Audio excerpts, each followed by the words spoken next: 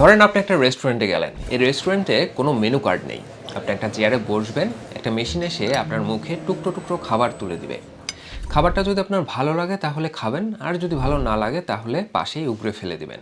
এই রেস্টুরেন্টটাই হচ্ছে আমাদের টিকটক রিলস অথবা ইউটিউব শর্টস, যেখানে আমাদের নিজেদের পছন্দ করার সেরকম কোনো সক্ষমতা থাকে না। প্ল্যাটফর্মের অ্যালগোরিদম আপনার হয়ে সিদ্ধান্ত নেয় এবং কিছুক্ষণের মধ্যেই আপনাকে তারা একটা লাইনের মধ্যে নিয়ে যায় যেখানে আপনার প্রায় সব ভিডিওই ভালো লাগে। হয়তো দু একটা ভিডিও ভালো নাও লাগতে পারে, কিন্তু সেক্ষেত্রে মনের মধ্যে এমন একটা অনুভূতি কাজ করে হয়তো পরের ভিডিওটা ভালো লাগবে। নিউরোসায়েন্সের দিক থেকে এই পুরো প্রসেসটা গেমলিং বা জুয়ার মতো কাজ করে।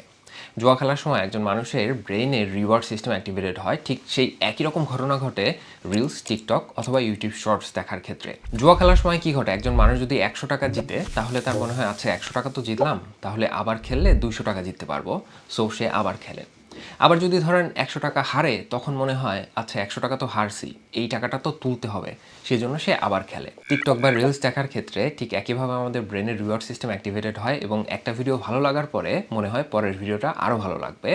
অথবা যদি কোনো ভিডিও খারাপ লাগে তখন মনে হয় যে আচ্ছা ঠিক আছে এইটা ভালো হয় না, পরেরটা নিশ্চয়ই ভালো হবে, তাহলে পরেরটা দেখি। এই ভিডিওতে আমরা জানবো কিভাবে টিকটক, রিলস এবং ইউটিউব শর্টস মানুষের ব্রেনের ক্ষমতাকে নষ্ট করে দিচ্ছে, এমনকি ব্রেনের গঠন পর্যন্ত চেঞ্জ করে দিচ্ছে, এবং কিভাবে আমরা সহজেই এই নেশা থেকে বেরিয়ে আসতে পারি। 60 জন মানুষের উপর একটা গবেষণা করা হয় যেখানে দেখা হয় মাত্র 10 মিনিটের জন্য শর্টস ভিডিও দেখা, মানে হচ্ছে টিকটক, রিলস অথবা ইউটিউব শর্টস দেখা, মানুষের ব্রেনের ক্ষমতাকে কতটা প্রভাবিত করতে পারে। শুরুতে যেটা করা হয়, এই মানুষগুলোর ব্রেনের ফাংশন নর্মালি কী অবস্থায় আছে সেটা চেক করা হয়, তার জন্য একটা কগনিটিভ টেস্ট নেওয়া হয়। এরপর তাদেরকে 10 মিনিটের জন্য ব্রেক দেওয়া হয়। এই ব্রেকে তাদেরকে 4টা গ্রুপে ভাগ করা হয়।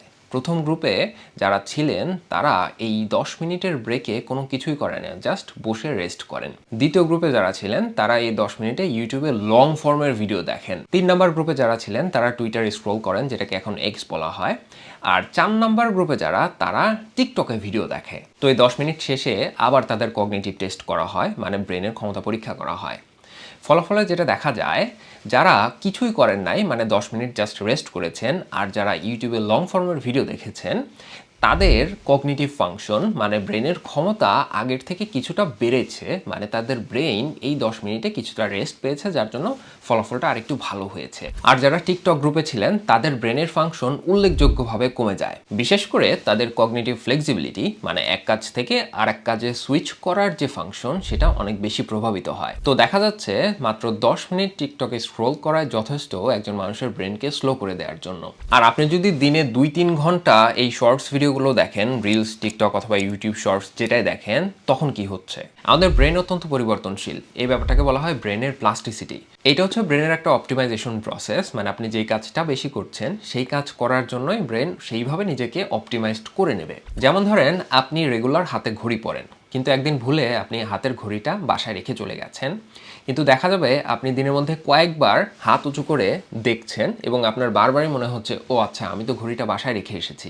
আবার যদি আপনি ঘড়িটা প্রত্যেক দিনই বাসায় রেখে যান, এক সপ্তাহ পরে দেখা যাবে আপনি আর হাত উপরে তুলছেন না, কারণ ব্রেন ওইভাবে নিজেকে কারেকশন করে নিয়েছে। ঠিক একইভাবে একজন মানুষ যদি দিনের অনেকটা সময় টিকটক স্ক্রল করে, তখন ব্রেনও এই শর্ট টাইমে উত্তেজনা পাওয়ার সাথে নিজেকে অপটিমাইজড করে নেয়। তো এই মানুষটা যেহেতু অল্প সময়ে অনেক বেশি উত্তেজনা পেতে অভ্যস্ত, তখন আর তার অন্য কাজকর্ম যেগুলোতে উত্তেজনা সেরকম নেই, অথবা উত্তেজনা পেতে হলে অনেকটা সময় অপেক্ষা করতে হবে বা কাজ করতে হবে, সেই কাজগুলি তার আর করতে ইচ্ছে করে না। এই ব্যাপারটার একটা নামও আছে, এটাকে বলা হয় টিকটক ব্রেইন।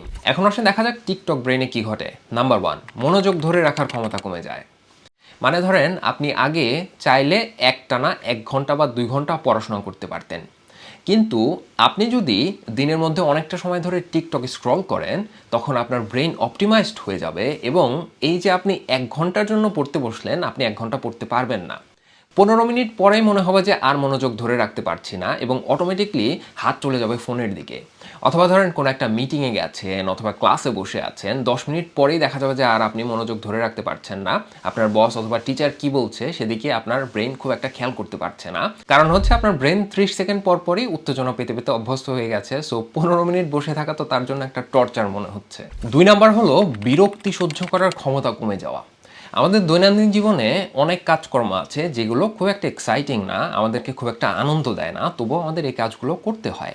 যেরকম ধরেন অ্যাসাইনমেন্ট করা, রিপোর্ট লেখা, অথবা ঘর দুয়ার পরিষ্কার করা, রান্নাবান্না করা। যদিও আমাদের বোরিং লাগে অথবা খুব একটা আমরা উত্তেজনা পাই না, তবুও এই কাজগুলো আমরা করে থাকি। টিকটক ব্রেনের এই বোরিং কাজ বা যেই কাজে উত্তেজনা নেই সেই কাজ বেশি সময় ধরে করার সক্ষমতা থাকে না। দেখা যায় 10 মিনিট পরেই অটোমেটিক তার হাতটা ফোনের দিকে চলে গেছে। 3 নাম্বার হলো চিন্তা করার ক্ষমতা কমে যাওয়া। ক্রিয়েটিভ চিন্তা ভাবনার জন্য অথবা কোনো একটা কিছু সমাধান বের করার জন্য অনেকটা সময় ধরে ধৈর্য ধরে এবং মনোযোগ ধরে রেখে চিন্তা করতে হয়, কিন্তু শর্ট ভিডিও দেখার ফলে একজন মানুষ খুবই অল্প সময়ের মধ্যে একটা আউটপুট পেতে অভ্যস্ত হয়ে পড়ে, যার জন্য তার দীর্ঘ সময় চিন্তা করার ক্ষমতা কমে যায়। 4 নাম্বারটা সব থেকে সিরিয়াস, সেটা হচ্ছে ব্রেইনের স্ট্রাকচার পরিবর্তন করে দিতে পারে। আমাদের ব্রেনের একটা জায়গা আছে যার নাম হচ্ছে প্রিফ্রন্টাল কর্টেক্স। এর কাজ হচ্ছে পরিকল্পনা করা, সিদ্ধান্ত নেওয়া, আবেগ নিয়ন্ত্রণ করা এবং কিছুটা স্মৃতি ধরে রাখা। যারা শর্ট ভিডিও দেখে অভ্যস্ত এবং যার ফলে তাদের এই প্রিফ্রন্টাল কর্টেক্সে পরিবর্তন হয়ে গেছে, তাদের ক্ষেত্রে যেটা হয়, তাদের নিজেদের উপর নিয়ন্ত্রণ কমে যায় এবং তারা খুব সহজে কোনো একটা সিদ্ধান্ত নিতে পারে না। এখন আসলে দেখা যাক কিভাবে রিলের নেশা থেকে সহজে বের হওয়া যায়। এই যে রিলস অথবা টিকটকের যে প্ল্যাটফর্মগুলো, এদের মেইন উদ্দেশ্যই হচ্ছে আপনাকে যতটা দীর্ঘ সময় পারা যায় তাদের প্ল্যাটফর্মে ধরে রাখা। কারণ যত বেশি সময় আপনাকে ধরে রাখতে পারবে, তত বেশি সময় আপনাকে বিজ্ঞাপন দেখাতে পারবে, ডেটা কালেক্ট করতে পারবে এবং তত বেশি টাকা ইনকাম করতে পারবে। এই জন্য অ্যালগোরিদমটা এমনভাবেই তৈরি করা থাকে যেন আপনি সহজে বেরোতে না পারেন। এখান থেকে বেরিয়ে আসার জন্য আপনাকে ডিজিটাল ডায়েট করতে হবে। তার জন্য স্টেপ 1-এ যেটা করবেন সেই কাজটা খুবই সহজ। আপনি প্রথম 3 দিন কোনো কিছুই করতে হবে না, শুধুমাত্র খেয়াল করবেন আপনি কতটা সময় এই রিলস বা টিকটকের পেছনে ব্যয় করছেন। এটা হতে পারে কারো কারো ক্ষেত্রে 2 ঘন্টা, কারো কারো ক্ষেত্রে 10 ঘন্টাও হতে পারে। এরপর আপনি এখান থেকে হিসাব করে বের করবেন প্রতিদিন গড়ে আপনি কত ঘন্টা করে রিলসের পেছনে ব্যয় করছেন।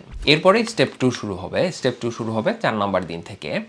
এই দিন আপনি যেটা করবেন, আপনি গড়ে প্রতিদিন যতটা সময় রিলস বা টিকটকের পেছনে ব্যয় করতেন, এই দিন আপনি তার 10% কম ব্যয় করবেন। ধরে নিলাম আপনি প্রতিদিন গড়ে 3 ঘন্টা করে এর পেছনে সময় ব্যয় করতেন, মানে 180 মিনিট। তার 10% মানে হচ্ছে 18 মিনিট। 180 মিনিট থেকে 18 বাদ দিলে হবে 162 মিনিট। তার মানে 4 নাম্বার দিন থেকে আপনি 162 মিনিট করে এর পেছনে ব্যয় করতে পারবেন। মাত্র 10% কমানোর ফলে যেই সুবিধাটা হবে সেটা হচ্ছে আপনি সহজে আপনার ব্রেনকে কনভিন্স করতে পারবেন। এর 3 দিন পরে আপনি আরও 10% কমাবেন, মানে যেখানে আপনার 162 মিনিট ছিল সেখানে 16 মিনিট যদি আরও কমান তাহলে হবে 146 মিনিট। এভাবে আপনি আস্তে আস্তে নিজেকে পুরোপুরি নেশামুক্ত করে ফেলতে পারবেন। কিন্তু এইখানে 2টা গুরুত্বপূর্ণ কাজ আছে যেগুলো করতে না পারলে এই সিস্টেম কাজ করবে না। সেটা হচ্ছে নাম্বার 1, আপনাকে সময়ের ব্যাপারে খুবই স্ট্রিক্ট হতে হবে। 162 মিনিট মানে এক্স্যাক্টলি 162 মিনিট, কোনোভাবেই 163 মিনিট করা যাবে না। আপনার ব্রেন যদি আপনাকে দিয়ে 1 মিনিট বেশি করাই নিতে পারে, তাহলে এর পরের বার আপনাকে দিয়ে 5 মিনিট বেশি করিয়ে নিতে পারবে। তখন কিন্তু আপনি আপনার ব্রেনের কাছে হেরে গেলেন। আপনার যদি 10% কমানোটা বেশি কমানো মনে হয়, তাহলে আপনি 5% করে করে কমান। তবুও আপনি সেট করবেন যে আপনি কত সময় এই রিল বা টিকটকের পেছনে ব্যয় করবেন। কোনোভাবেই ব্রেনের হাতে ছেড়ে দেওয়া যাবে না। 2 নাম্বার কাজ যেটা করতে হবে, এই যে আপনি প্রতিবারে আপনার রিল দেখার সময় থেকে একটু একটু করে সময় বের করছেন, এই সময়টাতে ফাঁকা থাকা যাবে না, চুপচাপ বসে থাকা যাবে না, তাহলে কিন্তু হাত চলে যাবে ফোনের দিকে। তো এই সময়ে আপনি একটা হবি ডেভেলপ করতে পারেন। আমি কয়েকটা ইন্টারেস্টিং হবির কথা বলছি, যার যেটা ভালো লাগে সেটা করতে পারেন, কেউ চাইলে মাল্টিপলও করতে পারেন। নাম্বার 1 হচ্ছে যে কোনো একটা পশু পাখি পালন করতে পারেন, যেরকম হতে পারে বিড়াল, কুকুর, যে কোনো ধরনের পাখি হতে পারে, অথবা অ্যাকুরিয়ামের মাছ হতে পারে। আমার 2টা খরগোশ আছে। যখন আমার কাজের অনেক প্রেশার থাকে অথবা আমি স্ট্রেস থাকি, তখন ওদের সাথে 15-20 মিনিট সময় ব্যয় করলে মোটামুটি অনেকটা রিল্যাক্স ফিলিং হয়। আর যাদের আগে থেকে বাসায় পেট আছে, তারা আমার পেট শপ থেকে আপনার পেটের জন্য খাবার দাবার অথবা অ্যাক্সেসরিজ অর্ডার করতে পারেন। এই শপটার একটা বিশেষ দিক হচ্ছে আপনি এদের থেকে জিনিসপত্র কিনে হ্যাপি কিনা অথবা আপনার পেট হ্যাপি কিনা এটা তারা খুব ভালো মতো খেয়াল করে, মানে কাস্টমার স্যাটিসফ্যাকশনের ব্যাপারটা তারা খেয়াল করে। এবং তারা সারা দেশেই হোম ডেলিভারি দিয়ে থাকে তাদের প্রিমিয়াম প্রোডাক্টগুলো। তো আপনি চাইলে তাদের ওয়েবসাইটটা ঘুরে দেখে আসতে পারেন। 2 নাম্বার হচ্ছে বই পড়া। যাদের আগে থেকে বই পড়ার অভ্যাস নেই তাদের জন্য শুরুতে কয়েকদিন কষ্ট হতে পারে। আপনাদের জন্য বেস্ট অপশন হচ্ছে অডিও বুক শোনা। ইউটিউবে অনেক অনেক অডিও বুক আছে। জাস্ট একটা অডিও বুক কানে দিয়ে চোখ বন্ধ করে শুয়ে থাকবেন, দেখবেন এর থেকে শান্তির আর কোনো জায়গা নেই। যাদের একেবারেই পড়ার অভ্যাস নেই তাদের জন্য বেস্ট হচ্ছে হুমায়ূন আহমেদ দিয়ে শুরু করা, অথবা আপনাদের পছন্দের যে কোনো বই দিয়ে শুরু করতে পারেন। আর যাদের বই পড়ার অভ্যাস আছে এবং এখনও পর্যন্ত জানেন না যে এই বছর আমার প্রথম উপন্যাস বের হয়েছে আদর্শ প্রকাশনী থেকে, তারা চাইলে আদর্শর ওয়েবসাইট ওয়েবসাইটে গিয়ে আমার বইটা ঘেটে দেখতে পারেন, অথবা রকমারের ওয়েবসাইটে গিয়ে ঘেটে দেখতে পারেন। 3 নাম্বার হচ্ছে জিম করা বা এক্সারসাইজ করা। এটা হতে পারে সবথেকে কাজের হবি। আমাদের কালচারে আসলে এই বিষয়টা খুব একটা কমন না, যার জন্য অনেক কিছু আমরা এই বিষয়ে জানি না। যারা রেগুলার জিম করে তাদের যদি অনিচ্ছাকৃতভাবে একদিন জিম মিস হয়ে যায়, তাহলে ওই দিন সারাদিন তার মন খারাপ থাকে। এর কারণ হচ্ছে জিমে গেলে আপনার শরীরে বা ব্রেনে ডোপামিন রিলিজ হয়। অন্যদিকে রিল দেখলেও আপনার শরীরে ডোপামিন রিলিজ হয়, বাট রিলেরটা হচ্ছে কুইক ডোপামিন, যেটা হচ্ছে খুবই খুবই আনহেলদি, মানে অস্বাস্থ্যকর। আর জিমেরটা হচ্ছে হেলদি ডোপামিন, এটা আপনাকে ভালো কাজে মোটিভেট করবে, মানে জিমটা পুনরায় করতে মোটিভেট করবে। রিলেরটা আপনাকে বারবার রিল দেখতে মোটিভেট করে। জিম করার জন্য জিমে যাওয়াটা জরুরি না, আপনি চাইলে যাইতে পারেন, কিন্তু আপনি বাসায়ও ফ্রি হ্যান্ড করতে পারেন। ইউটিউবে ফ্রি হ্যান্ড জিম করার অনেক অনেক ভিডিও আছে, আপনি চাইলে যে কোনো একটা দেখে আজকেই শুরু করে দিতে পারেন। 4 নাম্বার হলো হাঁটাহাঁটি করা অথবা খেলাধুলা করা। যাদের খেলাধুলা করার সুযোগ আছে অবশ্যই খেলাধুলা করবেন, আর এই সুযোগ যাদের নাই তারা হচ্ছে আশেপাশের পার্কে গিয়ে হাঁটাহাঁটি করতে পারেন, অথবা যদি পার্কও না থাকে তাহলে শুধুমাত্র রাস্তা দিয়ে হাঁটাহাঁটি করতে পারেন। 5 নাম্বার হচ্ছে অন্যান্য যে কোনো হবি, ছবি আঁকা হতে পারে, গান শোনা হতে পারে, ইউটিউবে লং ফর্মের ভিডিও দেখা হতে পারে, সিনেমা দেখা হতে পারে। যেটাই করেন লং ফর্মের কাজ করতে হবে, অন্ততপক্ষে 15 মিনিট কাজ করার পর আপনি আনন্দটা পাচ্ছেন, এইরকম একটা কাজ করতে হবে, শর্ট কোনো কিছু করা যাবে না। তো এই হচ্ছে অবস্থা। এইভাবে চাইলে আপনি 2 থেকে 3 সপ্তাহের মধ্যেই আপনার রিলের নেশা থেকে বেরিয়ে আসতে পারেন, কিন্তু আপনাকে চাইতে হবে। আপনি যদি চান আপনার ব্রেন টিকটক ব্রেন হোক, সেটা আপনার বিষয়, আর যদি চান আপনার ব্রেন কার্যকর, ফাংশনাল এবং হেলদি ব্রেন হোক, সেটাও আপনার বিষয়। ভালো থাকবেন সবাই, আসসালামু আলাইকুম।